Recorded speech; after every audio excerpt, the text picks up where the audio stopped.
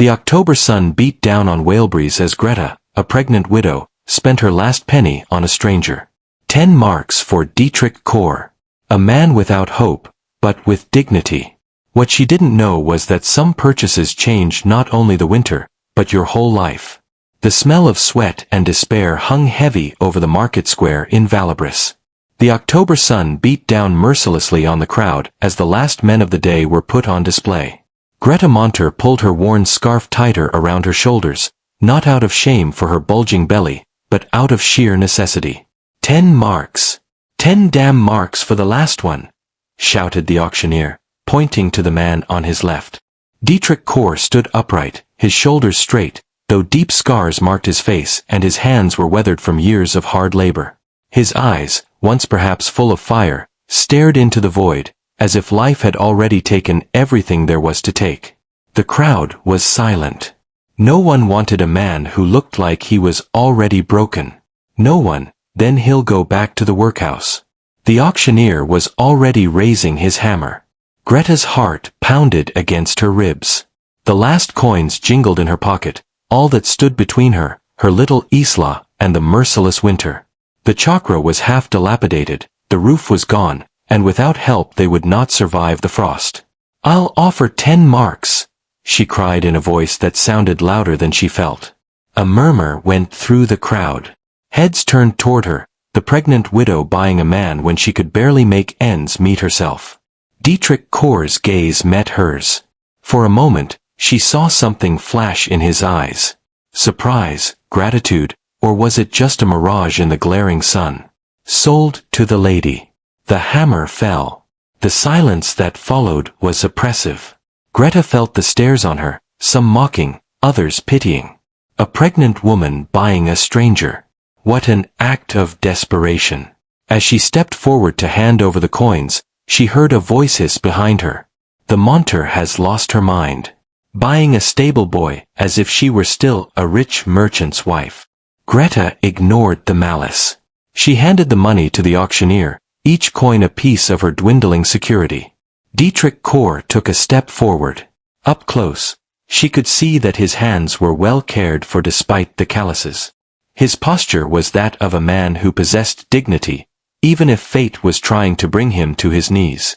"You see, ma'am," he said in a voice that was rough but respectful, "I'm not asking for charity. If you have work, I'll do it. If not," he shrugged. Little Isla, who was standing next to Greta, holding her hand tightly, looked up at the big man. Her big eyes were full of curiosity, not fear. "Mama," she whispered. "Why does he have such sad eyes?" Greta swallowed hard. She had bought a stranger without knowing his name, without knowing his story. All she knew was that winter was coming and she needed help. But at that moment, when Dietrich bent down to Isla and said softly, "Sometimes sad eyes are just tired, little lady," she recognized something in his voice. Respect, gentleness, the kind of man she had once known before life took everything from her. "Can you work with wood?" she asked as they walked away from the market square. "Yes, ma'am. Repair the roof when the materials are there." "Yes." And she hesitated. "Can you stay until spring?" Dietrich Kor stopped. His gray eyes scanned her face as if searching for something. "That depends," he said finally. "On what? Whether you're looking for a mistress or someone to help you survive." The honesty in his voice hit her like a blow. Here was a man who had nothing left to lose, but still set his terms. "Survival," she replied without hesitation. A faint smile flitted across his weathered face. "Then I understand, ma'am." As they set off down the dusty road to her chakra, Isla skipping between them, Greta felt something other than despair for the first time in months. Maybe she hadn't just bought a worker, maybe she had bought a chance. But 2 days earlier, everything had been very different. 2 days earlier. The letter had lain on the kitchen table like a death sentence. Greta's hands trembled as she read it for the 3rd time, desperately hoping that the words had changed. "Dear Mrs. Monterey, we regret to inform you that the final installment of your debt must be paid by October 15th. Failure to pay will result in the repossession of the chakra. Sincerely, Heinrich Müller, bank manager. Mom. Isla's voice broke through her thoughts. The 6-year-old stood in the doorway, her blonde hair tousled from playing. Why are you crying again? Greta hastily wiped away her tears. Since Friedrich's death 4 months ago, crying had become a constant companion. Her husband, the successful grain merchant, had left her a chakra, but also debts she had known nothing about. I'm not crying, sweetheart, I'm just tired. She forced a smile. The house around her told the story of her decline. Once, every corner had been well kept. Friedrich had taken pride in the fact that his wife lived in one of the most beautiful houses in the area. Now the paint was peeling off the walls and water dripped through the leaky roof every time it rained. Isla climbed onto her lap and placed her little hand on Greta's belly. When is my little brother coming? In 2 months, sweetheart. Greta closed her eyes. How could she explain to a child that they might not have a home anymore when the baby arrived? A knock at the door startled her. Through the window, she saw Heinrich Meller, the bank manager. A thin man with cold eyes and a meticulously groomed mustache. Mrs. Monter. His voice sounded impatient even before he opened the door. We need to talk. Greta opened the door reluctantly. Meller entered without being invited and looked around the house disparagingly. I see you received my letter. He pulled out a notebook. 500 marks, Mrs. Monter. That's not pocket money. I know, Mr. Meller, but I need a little more time. Time. He laughed coldly. Your husband had time, months, to pay off his gambling debts. Do you know where he gambled away the money? At the Golden Stag, while you thought he was on a business trip. The words hit Greta like slaps in the face. Friedrich, her Friedrich, a gambler? Quent mir du, that can't be true. Her voice was now just a whisper. Oh yes, it can. Meller visibly enjoyed her despair. Cards, dice, horse betting. Your honorable husband led a double life. The chakra was already pledged as security before he died. Isla hid behind Greta's dress. The little boy sensed the tension, even though he didn't understand the words. But there must be a way, there has to be. Meller's eyes glittered unpleasantly. You are still an attractive woman, Mrs. Monterey, and pregnant. Some men find that appealing. Greta's stomach turned. What do you mean? I know someone. Werner Stolz, the butcher, a widower looking for a wife. He would take over your debts if you... He left the sentence hanging in the air. Get out. Greta's voice was suddenly hard as steel. Get out of my house now. Meller smiled coldly. Your house has 3 days, Mrs. Monterey. Then it belongs to the bank. He put the notebook away. Think about my offer. Werner isn't the worst, and your daughter needs a father. After he left, Greta collapsed. She held Isla tight and cried for Friedrich, for his lies, for her broken dreams. Mama, don't we have a home anymore? Isla's voice was small and fearful. Yes, darling, Mama will find a way. But how? The night was endless. Greta lay awake and calculated. Her few pieces of jewelry had already been sold. The furniture would fetch 20 marks at most. Friedrich had left no life insurance. That too had been a lie. The next morning, while Isla was still asleep, she went through the house. Every object told a story of her former happiness. The porcelain Friedrich had given her for their wedding, the books they had read together, the little piano she had played for him, all lies. In Friedrich's desk, she found more bills, arcades in the city, brothels, liquor stores. Her husband, the man she had loved and mourned, had been a stranger. But there was something else. A letter. Hidden at the back of the drawer. Dearest Greta, if you are reading this, I am no longer here.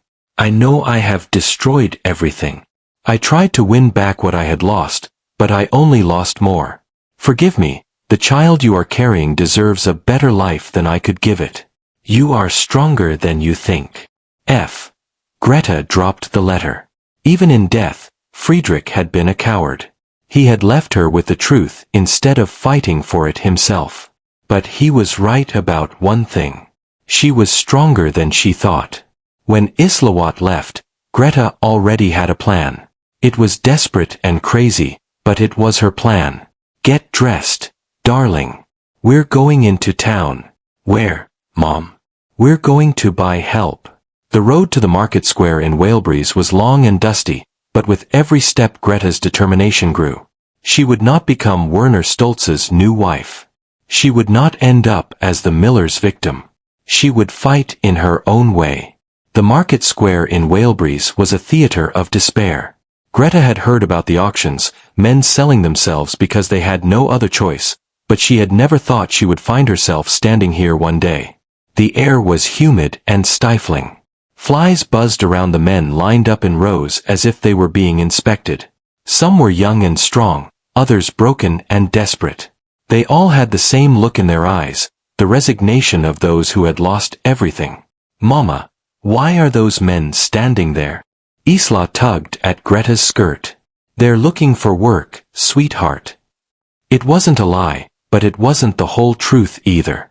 The auctioneer, a fat man with a sweaty face, shouted out the men's qualities as if they were draft horses. Klaus Weber, 20 years old, can plow and sow. Who will bid? The crowd was a mixture of wealthy farmers, factory owners, and women like Greta, desperate enough to spend their last pennies for help. 10 marks, cried a farmer. 20, outbid another. Klaus Weber was sold for 25 marks. The young man walked to his new master with slumped shoulders. Greta watched the spectacle with growing unease. Had she really become so desperate? But when she felt Isla's little hand in hers and the baby move in her belly, she knew. Yes, she had. Hans Mahler, 30 years old. The auctioneer pointed to a gaunt man with tired eyes. Can work with wood, knows how to do repairs. The bids flew back and forth.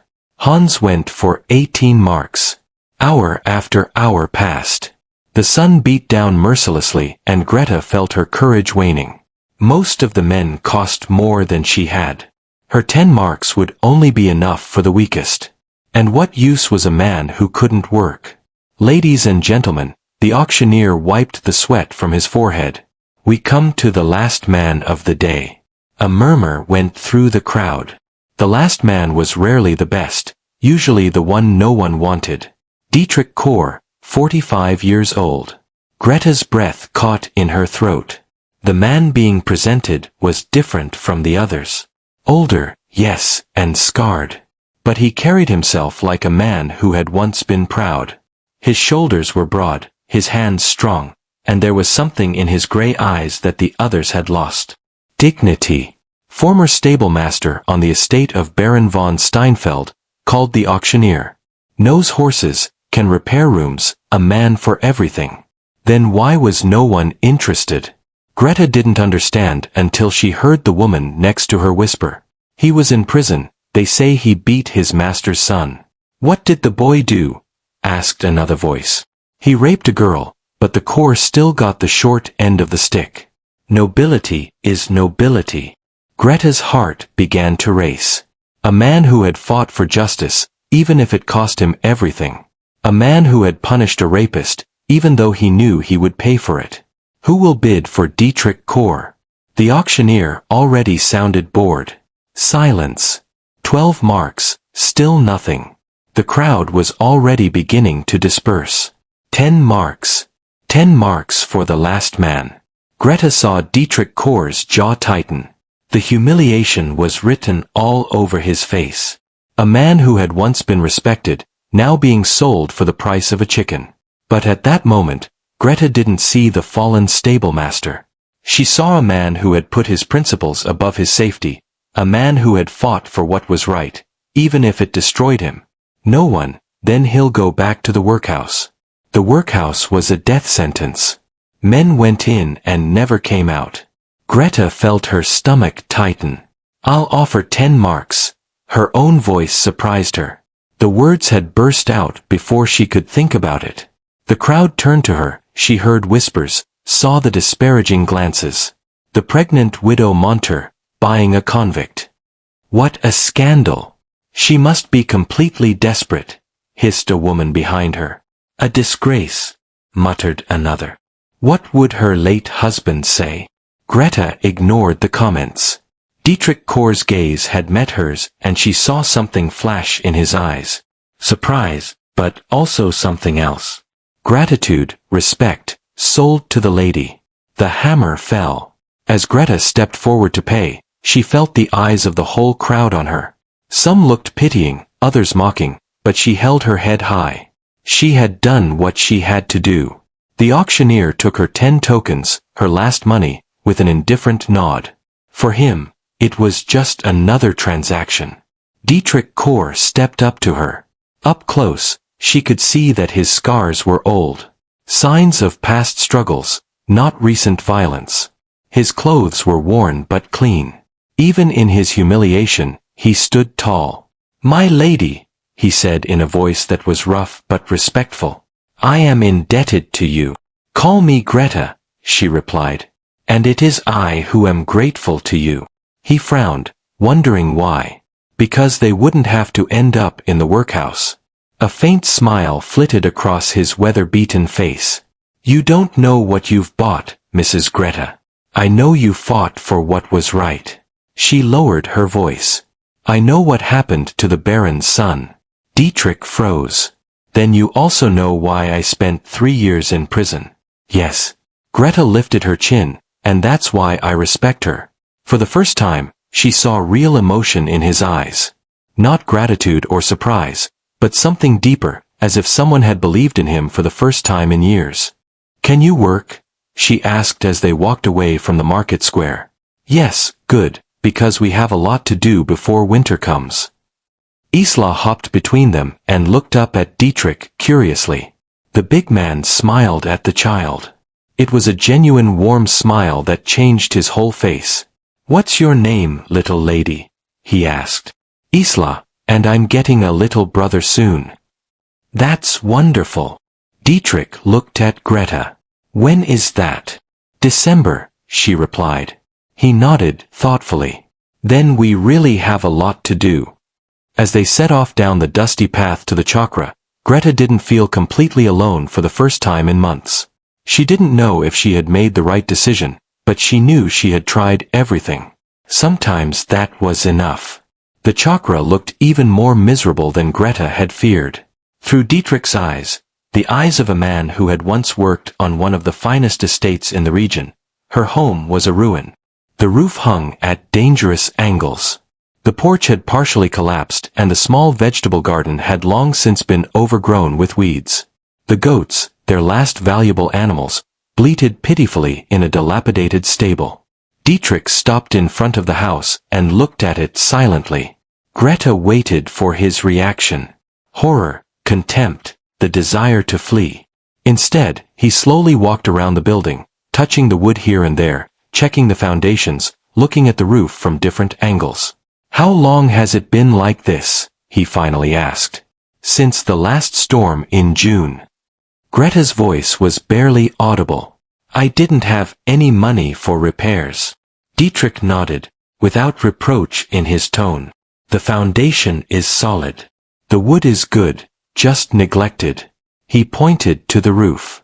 "A few beams need to be replaced, but most of it can be patched up." "We don't have money for materials," Greta said bitterly. "Then we'll find another way." Dietrich knelt down and examined a rotten beam. "There are fallen trees in the forest, and sometimes you can trade labor for materials." Isla, who had been listening quietly, suddenly whispered, "Mom, he talks like Dad before he got sick." Greta's breath caught in her throat. "I lacked." Dietrich spoke like a man who solved problems instead of complaining about them, like Friedrich used to before gambling had changed him. "What else can you do?" she asked. "Take care of horses, repair fences, a little blacksmithing." Dietrich stood up and knocked the dirt off his knees. "And I can cook. I had to learn when I was alone." They were married. A shadow flitted across his face. Once, long ago. He turned away. "Where shall I sleep?" Greta had thought about it, but couldn't come up with a good answer. The house only had 2 rooms. Hers and Isla's. "There's the old horse stable," she said finally. It's not much, but it'll do. Dietrich went over and looked inside. The stable was dry and clean, if Spartan. I've slept worse. The first few days were strange. Greta wasn't used to having a man in the house, especially one who actually worked. Dietrich got up before sunrise, repaired fences, patched the roof, and took care of the goats as if they were his own. But he was also quiet. For days, he hardly spoke a word, except to ask for tools or tell Greta what he had done. He ate the food she brought him without comment, and disappeared into the stable in the evening. Isla was fascinated by him. She followed him around like a little shadow and bombarded him with questions, which he answered patiently. Why do you have so many scars? She asked one day while he was repairing a fence. Because I wasn't careful enough, he replied without looking up. Do they hurt? Not anymore. Why are you sad? This time he paused. Who says I'm sad? Your eyes. They look like Mom's when she cries at night. Greta, who was eavesdropping on the conversation from the window, felt her heart tighten. Children saw things that adults tried to hide. Sometimes, Dietrich said quietly, grown-ups are sad because they've made mistakes. What kind of mistakes? The kind they can't undo. On the fourth day, everything changed. Greta woke up to noises outside, hammering, sawing, shouting. She hurriedly got dressed and went outside, where she saw something incredible. Dietrich was standing on the roof, but he wasn't alone. Another man was holding up wooden beams and a third was nailing shingles in place. What? Greta began. Morning, Mrs. Greta. One of the men called out.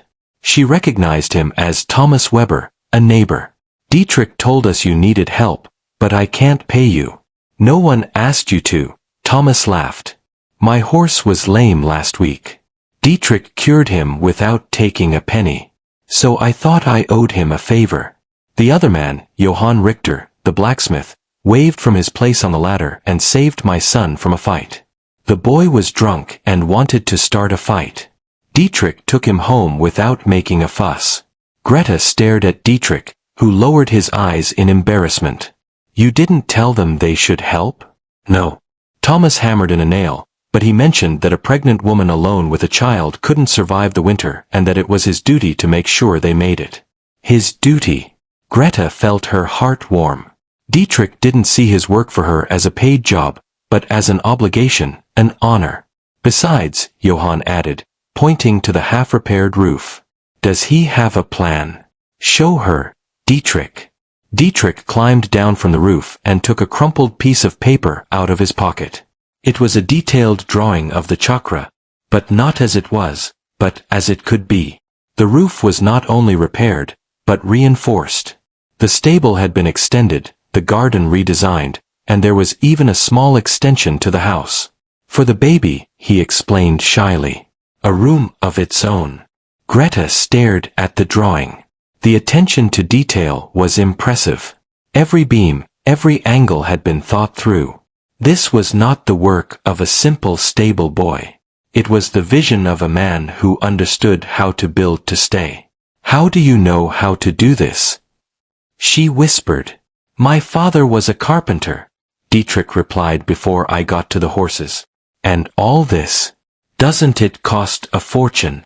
Thomas laughed. Mrs. Greta, you've lived here for years, but you don't know your neighbors. Johann here needs winter feed for his horses. You have a meadow he could mow. I need someone to look after my goats when I go to harvest. Dietrich knows about animals, and Wilhelm the wood merchant is looking for someone to repair broken carts. It's a barter deal, added Johann. Work for materials, materials for work. That's how our grandfathers lived. Greta looked from one to the other. These men, neighbors she had hardly known, had come to help her. And all because Dietrich had shown that he was a man who gave before he took. But why? She asked in a broken voice.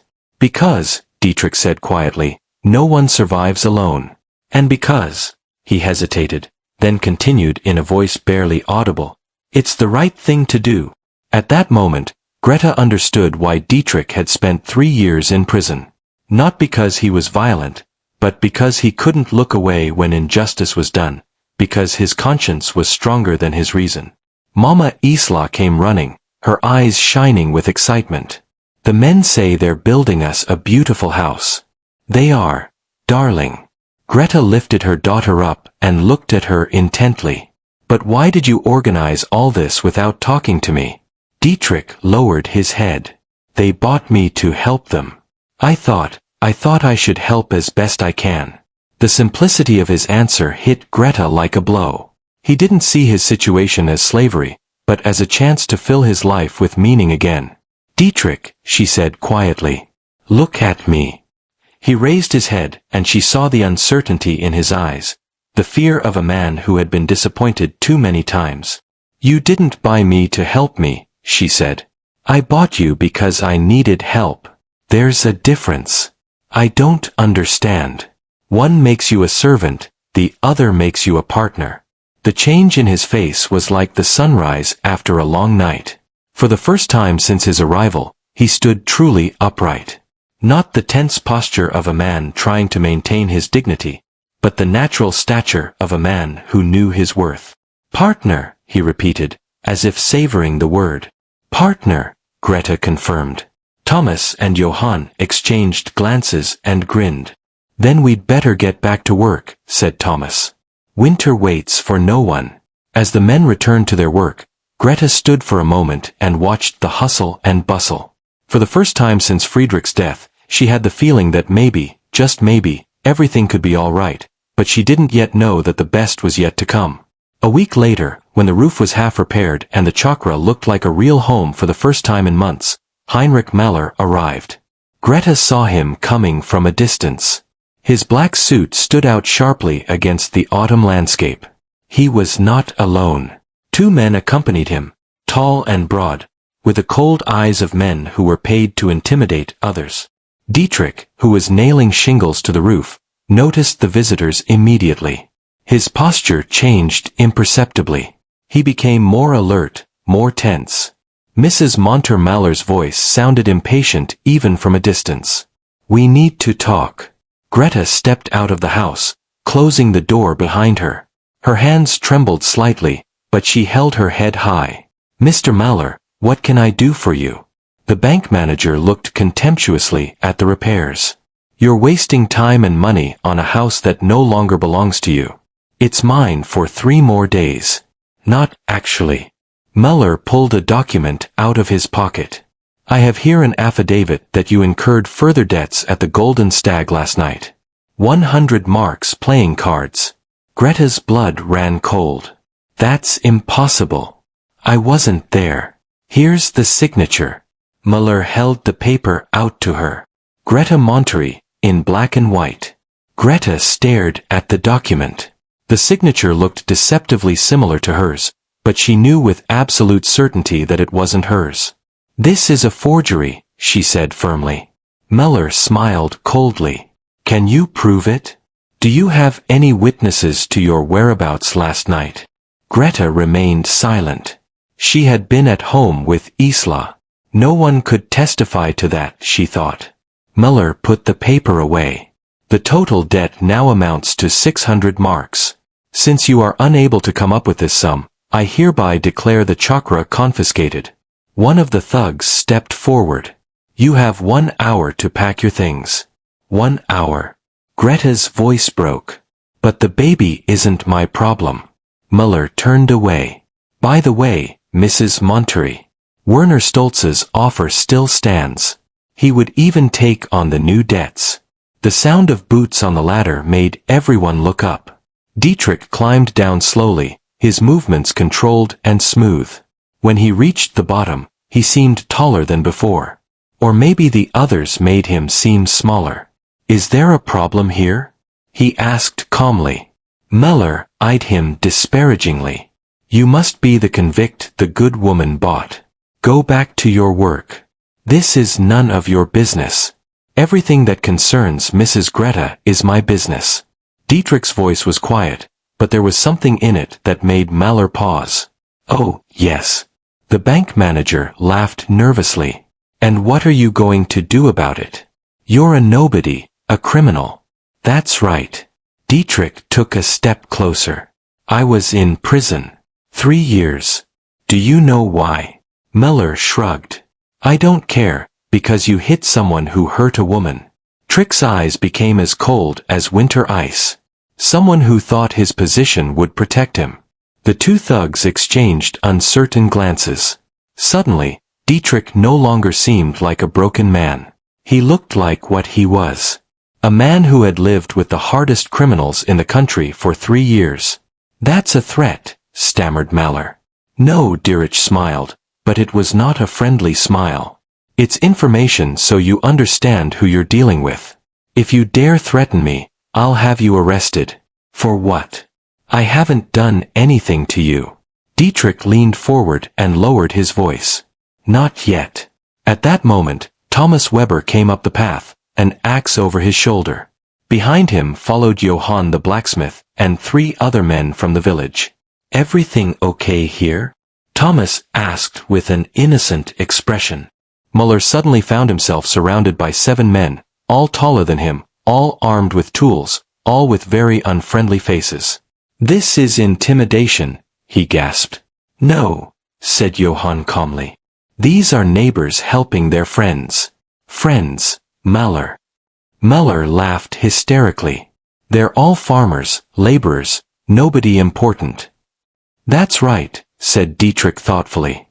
No important people, just the blacksmith who repairs their carriage, the baker who bakes their bread, the carpenter who maintains their house. He paused. People without whom an important man like you couldn't exist. Thomas stepped forward. Mr. Meller, I'm curious. This debt from the Golden Stag, who vouched for it? That's none of your business. But it is, because I was at the Golden Stag last night. All evening, and I didn't see Mrs. Greta. Johann nodded. Neither did I. And I was at the bar. Strange, muttered a third man. I was there too, and there was no sign of Mrs. Greta. Meller turned pale. You can't all be in on this. We can't. Thomas's voice became harsh. 7 men against your word, Mr. Meller. How do you think your chances are in court? Besides, Dietrich added quietly, I'm curious about that signature. I've seen a forgery before. There was a man in prison who was very good at it and showed me what to look out for. He held out his hand. May I? Meller instinctively pressed the document to his chest. No, this is an official document. Then you can't object to us looking at it. Thomas's voice brooked no contradiction. One of the thugs whispered something in Meller's ear. The bank manager turned even paler. I think there's been a misunderstanding, he stammered finally. A misunderstanding? Dietrich's eyebrows rose. You mean you made a mistake? Perhaps, a mistake in the paperwork. I see. Dietrich nodded understandingly. Then Mrs. Greta's debts are back to where they were. Yes, of course. Wonderful. Thomas grinned, but his eyes remained cold. Then you can go. And Mr. Meller, I would suggest that you check your records very carefully in the future. Very carefully. Meller and his companions disappeared as quickly as they had come. Only when they were out of sight did the men relax. That was close, Johann muttered. But effective, Thomas smiled. Dietrich, where did you learn to read a man like that? In prison, Dietrich replied honestly. There you learn quickly who is a real enemy and who is just a coward going along with the crowd. Greta, who had stood silently throughout the confrontation, finally found her voice again. You did that for me? No, Dietrich said calmly. We did it because it was the right thing to do. But when their eyes met, Greta saw something in his eyes that made her heart beat faster. Something that couldn't be explained by rightness alone. For the first time since Friedrich's death, she felt not only protected, but wanted. The weeks after Maller's visit changed everything. Not only did the chakra become more beautiful and livable with each passing day, but also the way people saw Greta and Dietrich. It started with small things. When Greta went to the market, people nodded respectfully to her instead of whispering. When Dietrich walked through the village, men who had previously ignored him greeted him. Word about Mahler has gotten around, Thomas explained one evening as he and Dietrich finished the new stable. People are talking about it. Finally, someone has stood up to that bloodsucker. Dietrich hammered in a nail without looking up. It wasn't just me. No, but they started it. They showed that he's not untouchable. Thomas put down his tools. Do you know what that means? What? It means that others are starting to ask questions about Mahler's business, about his methods. Thomas grinned. Johann heard today that the mayor is considering an investigation. Greta, who had overheard the conversation from the kitchen, brought the men hot tea. Her belly was now noticeably rounder and she moved more cautiously, but she radiated an energy that had been missing since Friedrich's death. An investigation into what? She asked. Questionable lending practices, forged documents, blackmail. Thomas counted on his fingers. Apparently, you're not the first person he's threatened with false debts. The trick looked up. That doesn't surprise me, but it surprises others, important others. Thomas took a sip of tea. The old Baron von Steinfeld, for example. At the mention of his former employer, Dietrich stiffened. What about him? He's back from Munich and he's asking questions about her. Greta's heart skipped a beat.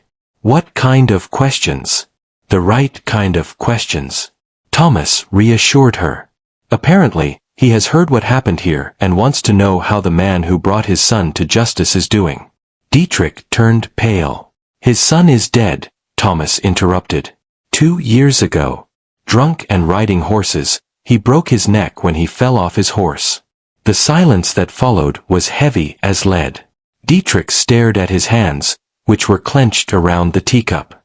The Baron, Thomas continued cautiously, is said to have said that you were the only one who tried to set his boy on the right path, that he made a mistake when he had you sent to prison. It doesn't matter, Dietrich muttered. What happened happened. Maybe it does matter. Greta sat down next to him. Maybe justice had finally caught up with him.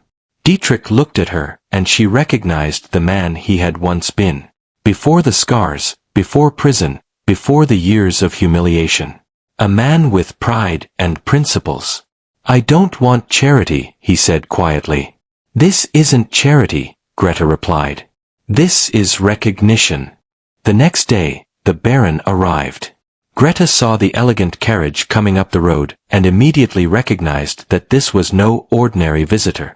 The man who stepped out was old but upright, an aristocrat to his fingertips. Dietrich was repairing the fence when the carriage stopped.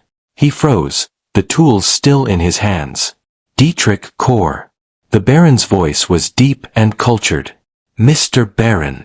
Dietrich put down his tools and stood up, but he did not bow. It's been a long time. Years, 2 months, and 14 days. Dietrich's voice was emotionless. The Baron winced as if he had been struck. You counted. Every day. Greta stepped out of the house, Isla beside her. She knew she shouldn't intervene, but she couldn't watch Dietrich face this confrontation alone. May I introduce you? Dietrich's voice was polite but distant. Mrs. Greta Monter and her daughter Isla, my employer. The Baron nodded respectfully to Greta, then looked around the chakara. His eyes took in the improvements. The repaired roof, the new stable, the well-tended garden. You've done a good job here, he said finally. I do what I'm paid to do. No. The Baron shook his head. You do more, much more. He took a deep breath. Dietrich, I have come to apologize. Dietrich froze. Apologize for what I have done to you, for what my son was, for the years you have lost. The old man suddenly looked very tired. Wilhelm is dead, Diet. And maybe, just maybe, he would still be alive if I had listened to you back then. Baron, let me finish. The Baron raised a hand. I know I can't undo the wrong I did to you, but I can try to make it up to you. He pulled a document from his coat. This is a debt waiver for the chakra. All of Mrs. Monter's debts to the bank have been paid. Greta gasped. But you can't do that. Yes, I can. The Baron smiled for the first time. And that's just the beginning. He turned back to Dietrich. I'm offering you your old job back. Stable master on the estate, with full pay and your own apartment. The silence was deafening. Greta felt her world spinning around her. Dietrich could leave. He could return to his old life of respect and security. That is very generous, Dietrich finally said. Then accept it. Dietrich looked over at Greta. Their eyes met, and she read the question in them. What do you want me to do? Her heart almost broke. She knew what the right thing was. Dietrich deserved his rehabilitation. He deserved a life without the shadow of the past. You should accept it, she said in a voice that sounded steadier than she felt. Greta, no, it's the right thing to do. You've earned your life back. Dietrich looked at her for a long time, then turned to the Baron. I am honored by your offer, Baron, but I must decline. The Baron blinked in surprise. Decline, but why? Because I already have a job. Dietrich pointed to the chakra. An employer who trusted me when no one else did. And soon a baby who needs a man who will stay. Greta's heart leapt. Dietrich, you don't have to. Yes, I do. He stepped toward her and took her hand. For the first time in years, I am where I belong. The Baron looked at them both with a knowing smile. I understand. He put the document away. But the debt remains forgiven. Consider it a wedding gift. Wedding. Greta blushed. An old man sees these things, smiled the Baron. And when the time comes, you will both always be welcome on my estate as friends. As the carriage disappeared, Greta and Dietrich stood there still holding hands. Why? Whispered Greta. Why did you refuse? Dietrich squeezed her hand gently. Because I finally know what home means. At that moment, Greta felt hope for the first time since Friedrich's death, not just for survival, but for happiness. November brought the first frost, but also something else, the certainty that they would make it. The chakra was not only repaired, but transformed. The roof was solid, the walls were warm, and the new extension for the baby was almost finished. Greta stood at the window and watched Dietrich harvesting winter vegetables in the garden. Isla helped him, her small figure next to his tall one a study in trust and affection. In 6 weeks, the baby would arrive, and for the first time since Friedrich's death, she was not afraid of the future. Mama Isla came running in, her cheeks red from the cold. Dietrich says we have enough potatoes for the whole winter. That's wonderful, darling. Greta stroked her daughter's hair. Where is he? He's repairing the stove.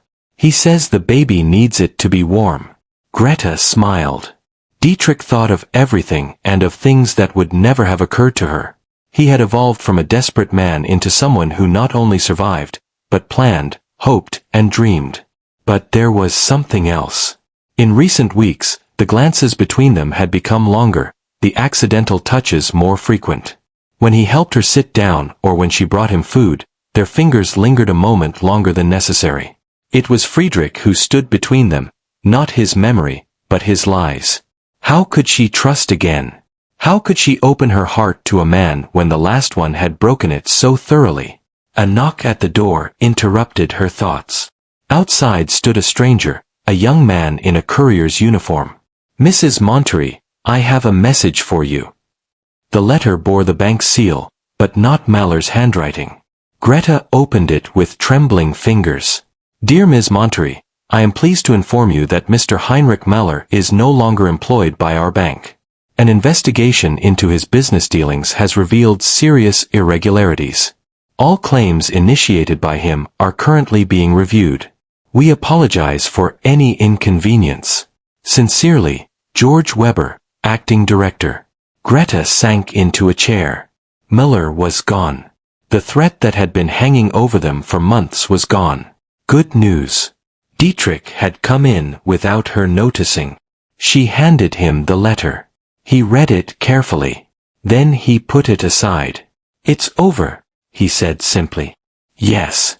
Greta looked up at him. Thanks to you, thanks to us. Dietrich sat down opposite her. Greta, We need to talk. Her heart began to race. About what? About what's between us. His voice was soft but firm. About what we both feel but don't say. Greta lowered her gaze. I don't know what you're talking about. Yes, you do. Dietrich leaned forward. I may be a former convict, but I'm not blind. I see how they look at me. I feel what's happening between us. Dietrich. I love her.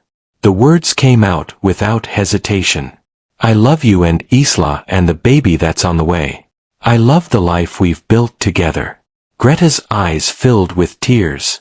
You don't understand. Friedrich is dead. Dietrich's voice was gentle but unyielding, and his lies don't have to rule our lives. But how can I know that I what? That I'm not lying to her? That I won't leave her?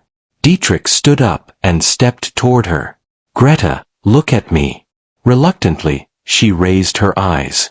I am a man who spent 3 years in prison for something that was right. I am a man who turned down the chance of rehabilitation to stay with you. Do you really believe that a man like me would lie to the woman who saved his life? Tears now ran freely down Greta's cheeks. I'm so scared, she whispered. Scared to trust again, scared to be hurt again. I know.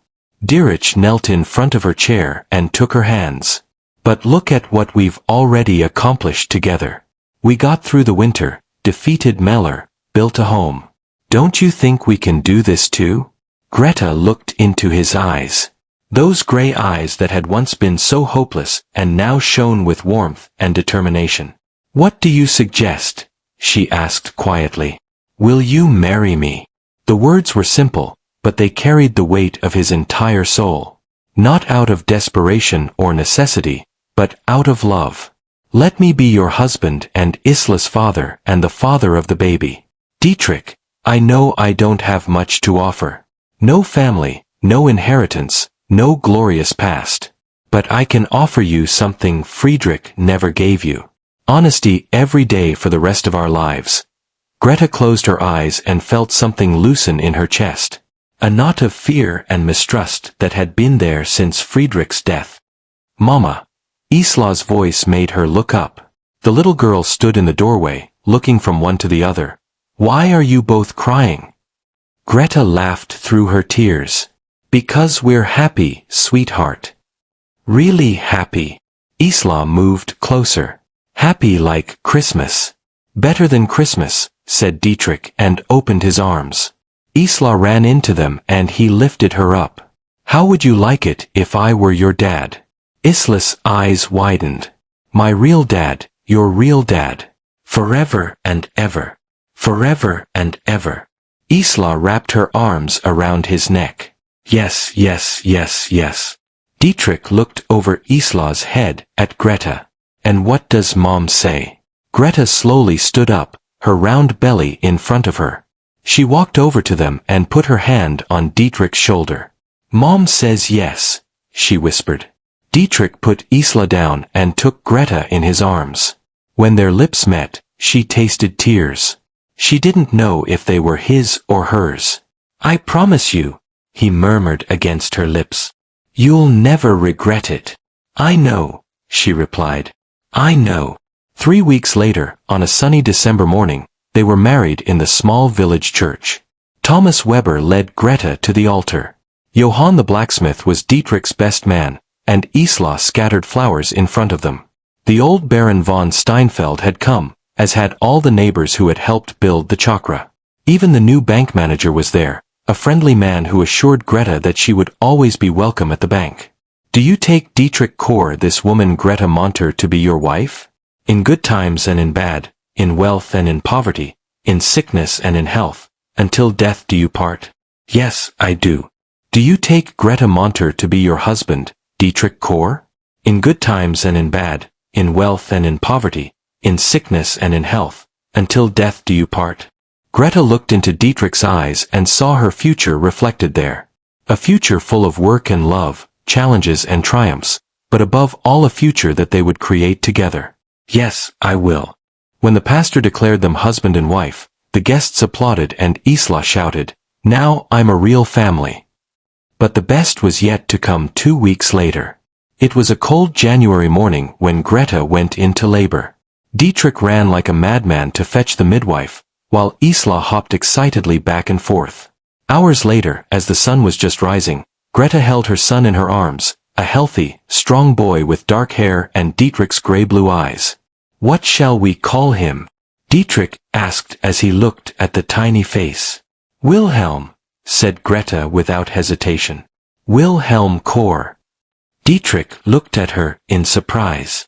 "After the son the Baron lost, after the second chance we all deserve." Dietrich kissed her forehead. "You are a remarkable woman, Greta Kor."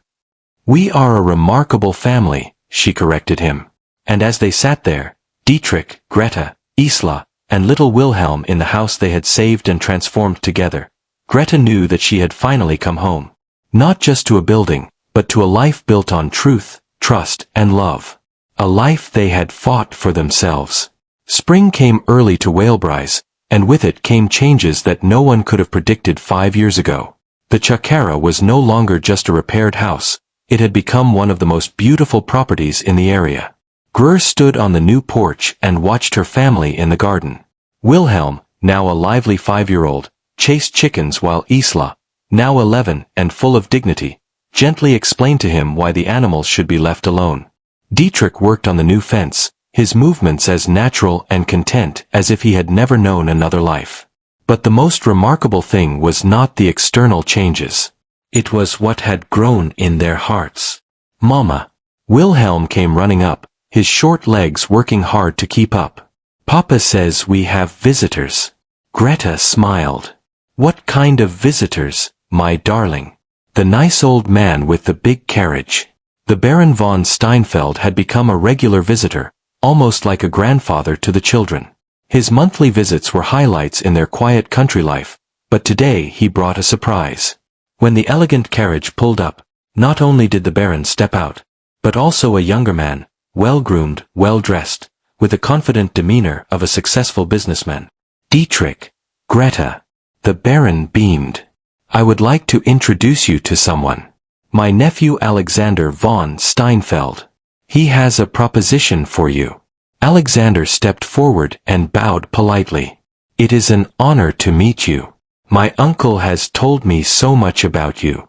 "Nothing bad, I hope," laughed Dietrich, shaking his hand. "On the contrary, he says you are the best horseman he has ever known. And that brings me to my request." Alexander took a document out of his pocket. "I'm opening a new stud farm in Munich. The best horses, the best breeding, the best training. And I need someone to run it all." Dietrich frowned. "I don't understand." "I'm offering you the position of stud farm manager with a salary that would allow you to live very comfortably. A house in the city, education for the children, social status." The silence that followed was heavy with unspoken possibilities. Greta felt her stomach tighten. After all these years of happiness, this was the end. "That's a very generous offer," Dietrich finally said. "It's the best offer you'll ever get," Alexander confirmed. "My uncle assured me that you are the right man for the job." Dietrich looked over at Greta. She recognized the expression in his eyes. Not desire for the offer, but the question, "What do you think? Could you excuse us for a moment?" Greta asked. When they were alone, Dietrich took her hands. "Greta, they want you to accept," she interrupted him. "No," his answer came immediately and firmly. "No, I don't want that. But it's an incredible opportunity for them, for the children, for a life that isn't ours." Dietrich squeezed her hands. "Greta, do you remember what I said 5 years ago, that I finally knew what home meant? Yes, that hasn't changed. That will never change." He looked over at the children playing in the garden. "Everything I've ever wanted is here. They are here." Greta's eyes filled with tears of relief. "But what if you regret it later?" "Regret it?" Dietrich laughed softly. "Greta, look around you. Look at what we have. A beautiful home, healthy children, a marriage based on love and trust, people who respect us, a life we have created for ourselves. He kissed her forehead. What is there to regret? When they returned to Alexander and the Baron, Dietrich's answer was clear and calm. I am honored by your offer, Mr. von Steinfeld. But I must decline. Alexander looked surprised. Decline, but why? The salary is. It's not about the money. Dietrich put his arm around Greta's shoulders. It's about life, and my life is here. The Baron smiled knowingly. I told you, Alexander. This man knows what's really important. Alexander shook his head in incomprehension. But the opportunities in the city are no better than the opportunities here, interrupted Isla, who had joined them. Why should we leave? Our friends, our home, our life are here. From the mouth of an 11-year-old, the Baron muttered amusedly. But Alexander did not give up. What about the children's future? Their prospects? Our children are learning something here that they would never learn in the city, replied Greta. They are learning that happiness does not depend on what you have, but on who you are and who you love. Wilhelm, who had not quite understood the conversation, whispered, Dad, do we have to leave?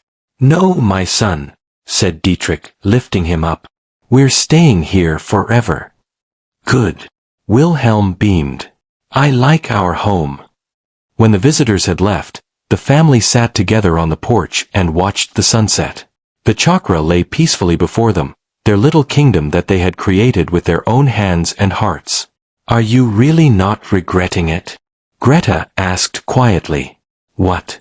That I married the woman who rescued me from despair, that I have children who make me smile every day?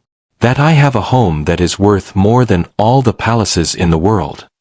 Dietrich pulled her closer.